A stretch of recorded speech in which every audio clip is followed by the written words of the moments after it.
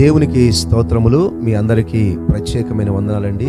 కొద్ది సమయం దేవుని వాక్యాన్ని మనం ధ్యానిద్దాము. కొరింథీయులకు రాసిన 2వ పత్రిక 5వ అధ్యాయము 17వ వచనంలో ఇలా రాయబడి ఉంది, క్రీస్తు యేసునందున్న మనమందరము కూడా నూతన సృష్టి అని రాయబడి ఉంది. మరి మనందరము క్రీస్తు యేసునందు ఉన్నాము కాబట్టి మనం ఎలాంటి నూతన సృష్టి మన జీవితంలో జరిగింది అనేది వాక్యాన్ని బట్టి ధ్యానించుకుందాం. యోహాను సువార్త 14వ అధ్యాయము 27వ వచనంలో ఇలా రాయబడి ఉంది, నేను నా శాంతిని మీకు అనుగ్రహిస్తున్నాను, నా సమాధానాన్ని మీకు అనుగ్రహిస్తున్నాను అని రాయబడి ఉంది. అంటే మనమందరం కూడా పరలోకమందున్న తండ్రితో సమాధానపరచబడ్డాం.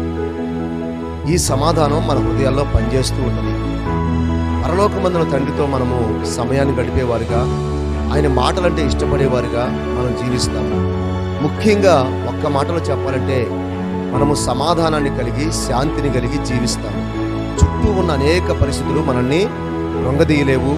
చుట్టూ ఉన్న అనేక పొగడ్తలు మనల్ని అవమానపరిచి లేకపోతే మోసపరిచి మనం పడిపోయేలాగా చేయలేవు. ఎందుకంటే పరలోకమందున్న తండ్రితో సమాధానపరచబడిన ఒక ధన్యజీవులం, క్రీస్తునందు నూతన సృష్టిగా మార్చబడిన మనము.